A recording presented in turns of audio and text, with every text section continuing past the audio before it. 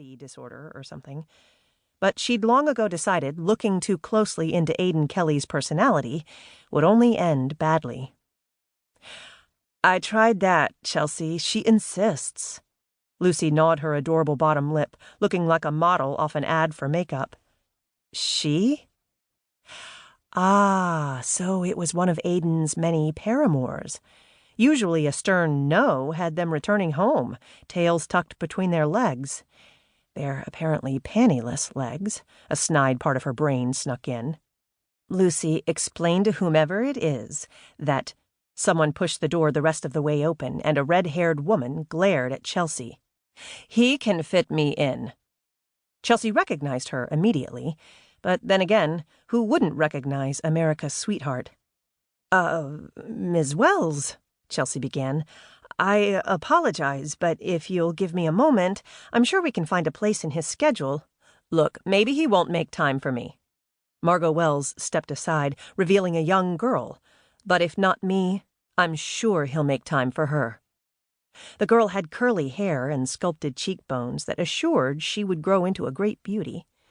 Aiden must have had the same cheekbones when he was a kid.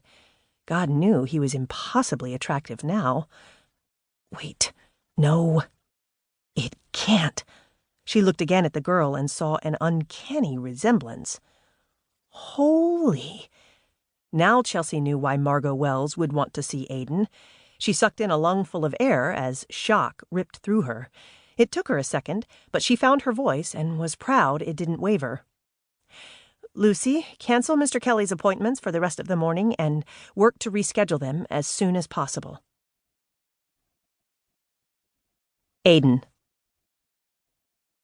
Kelley had almost become used to fighting a sense of boredom and tedium. He used to have to fight tooth and nail to get what he wanted, born a second-generation Irish kid in the Bronx to a dishwasher and a window washer.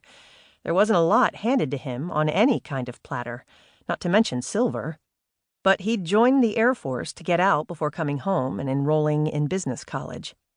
He never got around to finishing college. Instead, he'd gotten a job as a sales assistant at Marcy's and used the skills he learned in the military and college to become the best at what he did.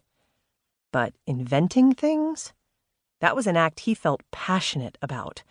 He'd invented a kilt with cargo pockets and shown it to his boss, who'd nixed the idea, calling it unlikely to sell. Motivation wasn't ever one of Aiden's problems, so he simply quit his job and used some money he'd put back, as well as a loan from his dad, to start his own small business. He sold his kilts to small shops around New York until he landed his first big contract with Marcy's direct competitor.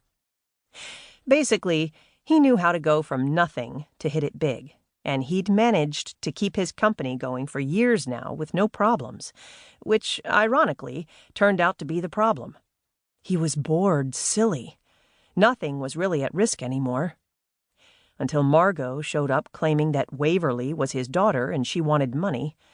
Not a lot of money, which shocked Aiden more than the claim of a child, really. Just enough to ensure they could continue to live comfortably. The modeling jobs were spaced out, dwindling as Margot aged, because being a model had an expiration date.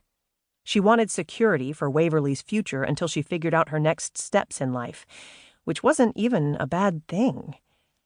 It was fair, if the child was his. More than fair, really. He'd come into the office today, begging the universe to send him a challenge, something new for him to master.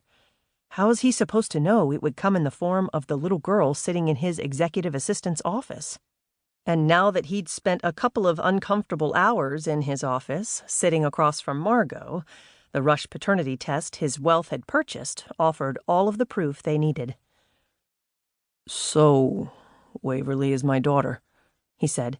Margot crossed her arms. "Yeah, and now that you believe me, I need you to give me what I asked for." Definitely not boring, which should have been a nice change of pace. Instead, she'd flipped him on his ass with her claim. Margot was one of a string of models and actresses in his past, and she'd not stuck out as something that would change his life.